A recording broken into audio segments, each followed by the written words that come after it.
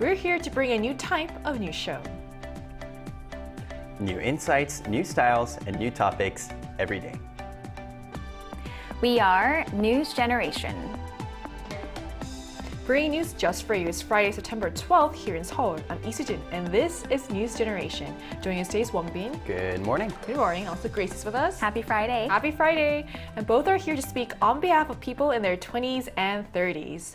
So it's Friday, and as we wrap up another work week, we want to take a moment to dive into a topic that's a bit more scientific, but absolutely fascinating. So gene editing technology. So this cutting-edge field is not only changing the way we understand biology, but it's also opening doors to possibilities that only once exist in science fiction, from treating genetic diseases to potentially redesigning certain traits in living organisms. Today we'll explore how far this technology has come and what it could mean for the future of medicine and human life. So to start us off, Wonbin, can you explain what gene editing technology is? Yeah, so in simple terms, gene editing technology can fix and edit typos in our DNA to treat and cure inherited diseases. One of the best known tools is CRISPR, which stands for Clustered Regularly Interspaced Short Palindromic Repeats. It's a technology derived from a system in bacteria. For some blood disorders like sickle cell disease, gene editing therapies have already won approval in several countries. Researchers are now testing in-body editing, where the editor is delivered almost like an injection to the genes directly inside the patient. Those trials are in the later stages, including the liver and the eye. And that's really interesting. So instead of taking a patient's cells out, fixing them in a lab and putting them back in, so doctors deliver the gene editing tool directly into the patient's body, which is, like you said, almost like giving an injection. Once assigned, the tool can go to the target organ and correct the faulty gene right there. And like you said, the trials involving the liver and eye are in advanced stages because scientists can more easily deliver the editor to the right place in those organs. So Grace, how else has this technology come so far? Well, recently there was a report of a successful experiment using prime editing, which is an advanced genome editing technique that functions like a search and replace tool for DNA. And this allows for precise insertions, deletions, and base conversions without creating double strand breaks or needing donor DNA templates. And I know that's a lot to take in, but basically this technology is revolutionary in preventing genetic diseases and is referred to as a precision gene editor. So far, it seems that gene editing technology has primarily been used for treatment, which is already an incredible achievement in itself. But it does make me wonder, could we eventually move beyond treatment? Is it possible that in the future we could actually use it to edit genes in healthy individuals? Wonbin? So it's kind of a yes and no, because technically, yes, we can, but is it the way we imagine it? For example, changing the height of a child or the appearance? Not really. So in case of IVF, we can determine the gender of the baby in advance, and sometimes we can select as well. And moreover, if one parent has a single gene disorder, they can test the embryos and implant the one without the mutation or the disorder. However, choosing the hair color, eye color, and fixing complex multi-gene conditions is not possible yet, but it may be possible in the future one day. And just another note, in the US, some services of checking the baby's IQ before they're born are offered as well. So yes, it is available, but not in a way that we imagine it. So you share some interesting facts, but then for IVF, you can also select the baby's gender if you can with the situation. So would that be something you would do? Yes, if I have the option, I would choose it. Well, because for me, I want my first kid to be a son. I think it'll be easier for me to raise because I can connect a little bit more easily, as I was raised a boy. As a boy, if I have a daughter as a first child, I think it'll be a little bit more difficult for me. So if I was given the option to choose, I think I would happily choose one. So the idea of being able to edit genes is also incredibly tempting. Imagine a future where we could prevent serious diseases in babies before they're even born, or even influence traits like intelligence, appearance, or athletic ability. So in other words, the possibility of designing babies. But with such power obviously comes big ethical question. So Grace, what are some of the main ethical concerns scientists and society are debating when it comes to gene editing in babies? Yeah, I mean, realistically, so-called designing babies using this gene editing is virtually impossible right now, at least. The 2023 Third International Summit on Human Genome Editing concluded that embryo editing was premature, citing ethical and technical limitations. Now, some ethical concerns in genome editing include potential harm from unintended consequences, questions of safety and efficacy, issues of access and equity, or the moral implications of gene changes that can be heritable. So with all that said, at the moment, gene editing technology can only be used to treat people who have already been born. So like you said, the ethical concerns is part of why opinions can be sharply divided and the questions don't always have clear answers, and that's why I like to hear directly from a panelist. So what do you think about the different aspects of embryo editing from its medical potential to the ethical concerns? So to find out, we're going to do a quick OX round. We have our OX panels right here. So I'll read a statement, so each panelist answers O for X and obviously X for no, and then they will give us a brief reason why. So the first question is, should embryonic editing be allowed not just for medical purposes, but for enhancements like appearance or ability? Wonbin, do you want to share your opinion first? I go for O. I think we should allow for this to happen because if the technology gives us the privilege to edit our appearance or physical ability, I don't see a big reason to block it at all cost. Now, obviously, there must be some regulations following common sense. For example, you must not be allowed to change your baby's height to 5 meters or 7 meters tall. And I believe that it will bring more gains than the potential harm that it may cause. So I think I support it. Okay, what about you, Grace? I said X because I do think that there is a moral consideration to this. Embryonic editing, when used for purely creating these designer babies that we talked about, has the potential to become a slippery slope toward using this technology for enhancing the desirable traits like height, intelligence, and even athletic ability. Just out of curiosity for yourselves, is there any like appearance or like athletic quality or anything like traits that you would want to kind of change for yourself or enhance? In short, I would make myself sleep less because I'm a person who needs a lot of sleep to properly operate, about 7 to 8 hours. So if I can, I would just slightly dial that down to like 3 hours so I can get more total productivity. That's a really practical one. Yeah. What about you, Grace? Do you have anything? I mean, mine's not that practical. Mine's just a physical trait that I would change, which is add on like 5 more centimeters to my height. That's fair. Like I think that's a very relatable one too. So moving on to the second question. So even if there's still a chance of side effects, should embryonic editing be permitted? Wonbin, what are your thoughts on this? I choose O because I think of it this way. Let's take self-driving cars, for example. I believe that they must be commercialized despite the risk of errors and the accidents. And not because its accident rate is 0, but because it's actually lower than the accident rate of humans. So my point is, nothing can be perfect and no technology will have absolutely 0 risk. Therefore, if the theoretical gains are higher than the potentially missed cures, I think we must allow it. So to turn this kind of back on you, so if you were able to sleep less, would you be willing to be part of the lab experiments? Obviously, there are many things to consider, such as the failure rate and the consequences, but if it's within the marginal rate, so okay, if the failure rate is 7%, I'm not going to do it. It's too much risk. But if it's within the marginal error, for example, 0.2% or under 0.1%, I think I would definitely take it. Because technically, we are taking risks every day. Like when we cross the road, we're taking risk. When we're driving, there's a chance of us getting into a car accident. So I think if the rate is in a controlled state, I think I would definitely take it. Fair enough. What are your thoughts on this? So I said X. Just because the full long-term effects of genome editing are not yet understood, even by scientists, and raising questions about the safety and efficacy of these technologies, which will be used directly on our body. So I think that's a big concern for me because it's not like we're dealing with like something that we can do. Like we are responsible for our own actions, but something that's like we're actually tweaking things that are inside our nature and our biology. I think, like you said, there's so many safety concerns. What would be the biggest safety concern for you?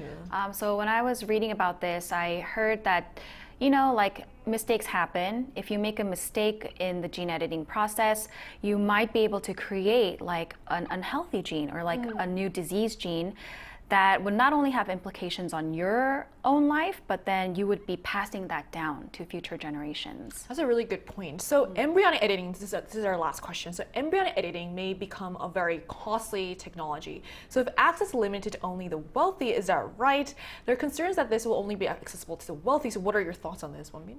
I think we should still allow it to be commercialized despite the price, because like I just said, the cost will definitely be a very big obstacle for many people. However, just because the price is expensive, we should not hold back the advancement of technology because of the inequality of the beneficiary. And on top of that, there are already many treatments that have the same conflict as such as plastic surgery and different skin treatments. I did some research. They can get really expensive. And lastly, allowing the technology to be commercialized will actually reduce the price in the long term as the cost of technology becomes cheaper over time, thus allowing more people to benefit from it. So even though it's expensive, we should still allow it so that the price can go down for many people. Right. So what are your thoughts on this? So I said X once again, just because I definitely do think that the gene therapies will be high cost and could only become accessible to the wealthy, which could potentially exacerbate the existing health and social inequalities that we already see. And its widespread use could even create a society that's less accepting of differences and a class of individuals who are defined by their engineered, more superior genes. Right, I see both sides. Like Wonbin made some good points too, but also what you said too. Like there's like a popular meme on social media where people say like, you're not ugly, you're just poor. And if these technologies become more advanced and only accessible to just like few, I feel like that divide could be more prominent. Right. So it does raise a lot of questions. So even among our panel, there is a noticeable difference in how we view the possibilities and limits of gene editing. And now that we've explored our own perspectives, we wanted to hear what our viewers think as well. So to get a better sense of public opinion, we took the question to the Arirang News YouTube channel and asked, should embryonic editing be allowed? And here's what they had to say. So a clear majority came out against it. Only 26% said yes, while 74% said no. So the results show just how cautious the public feels about the issue, with most people still hesitant to cross that line. We've gotten a glimpse of the debate both among ourselves and through a viewer survey, but to really understand the implications, we'll need an expert's perspective. And that conversation is coming up right after the break, so stay with us.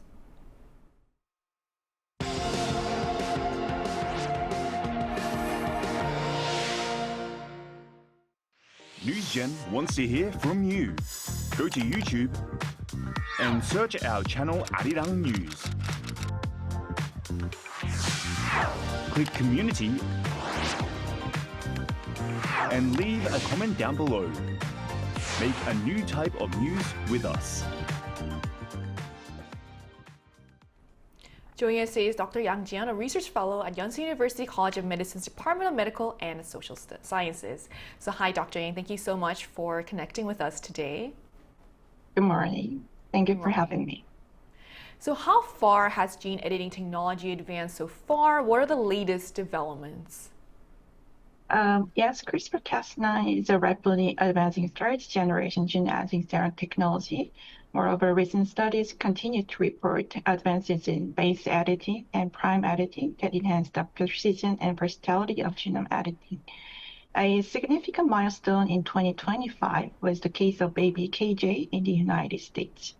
At just 6 to 7 months old, KJ received the world's first personalized gene editing therapy that was specifically designed to address his unique genetic mutations. Additionally, the US FDA has officially approved some gene therapies like Luxturna for inherited retina disorders and Casgevy for severe sickle cell disease and thalassemia. However, not all trials have been successful. For example, some muscular dystrophy studies have reported serious adverse effects, including patient deaths.